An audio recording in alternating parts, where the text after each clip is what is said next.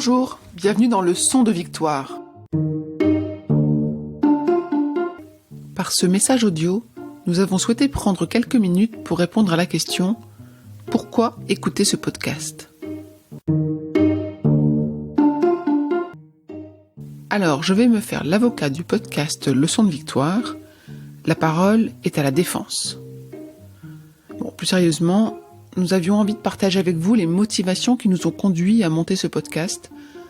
Depuis des années, Amélie Dag, ma complice et associée, et moi, Perrine Corvézier, nous observons les femmes évoluer dans le monde du travail, que l'on peut parfois qualifier d'univers impitoyable.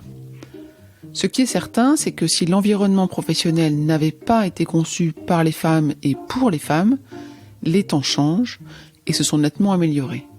Les lois, les pratiques, la réglementation, les habitudes, les coutumes, tout cela va dans la bonne direction pour les femmes.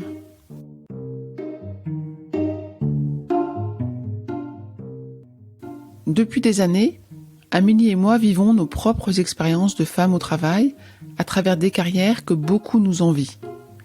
Nous avons eu de la chance, nous avons eu du courage, nous avons pris des décisions, nous avons beaucoup travaillé, nous avons fait les bons choix au bon moment. Et parfois, nous avons subi des croche-pieds qui auraient pu nous décourager ou nous faire renoncer. Parfois, nous avons observé des situations qui nous ont fait bondir ou sourire de gêne. Souvent, nous avons constaté qu'il est difficile pour une femme de mener de front sa carrière et sa vie familiale ou personnelle. Souvent, nous nous sommes fait la réflexion qu'il n'était pas facile d'être une femme libérée. Qu'il n'était pas facile d'être une femme dans un environnement professionnel, volatile, incertain, complexe et ambigu. Depuis des années, nous accompagnons des organisations variées, des équipes mixtes, des individus, et il est indéniable que les femmes ont des difficultés à envisager sereinement un parcours professionnel à la hauteur de leurs attentes. C'est dû aux obstacles qui sont mis sur leur chemin, à cause du fameux plafond de verre. Mais également, ces questionnements ou ces difficultés sont parfois le fruit de leur propre posture et de leur comportement et de leurs réflexions. On parle alors de sentiments d'imposteur, de l'impression du manque de légitimité, de pudeur, de manque de confiance en soi, etc. Depuis des années, nous avons constaté la progression de la part des femmes à des postes importants, l'augmentation de la part de voix des femmes dans les médias et l'importance croissante des femmes en politique et dans la société en général. Nous nous en félicitons et ce n'est pas un hasard, c'est le fruit du travail fourni.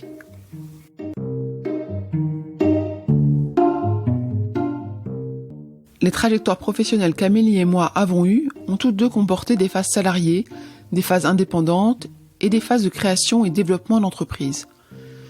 Nous avons côtoyé et échangé avec de nombreuses femmes dans chacune de ces trois situations professionnelles. Nous savons que l'on peut être épanouie et performante dans chacune de ces trois situations.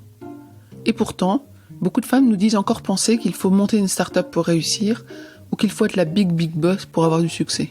On entend même parfois que les femmes pensent qu'il faut mener tout de front à la perfection pour être épanouie.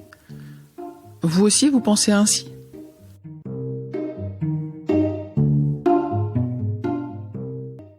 Nous sommes convaincus que pour certaines femmes, la voie de l'entrepreneuriat est adaptée et que pour beaucoup d'autres, le salariat peut être la voie qui convient. Nous croyons que les trajectoires de réussite, d'épanouissement et de performance sont nombreuses et variées. Il est vrai que quand vous ouvrez un magazine, quand vous assistez à un colloque, quand vous regardez la télé, ce sont rarement des femmes salariées qui sont interviewées, valorisées et mises en avant. Souvent, les femmes présentées sont des entrepreneurs de 30 ans en train de monter leur première start-up. On voit également des femmes brillantes à la tête de grosses structures, voire d'organisations mondiales.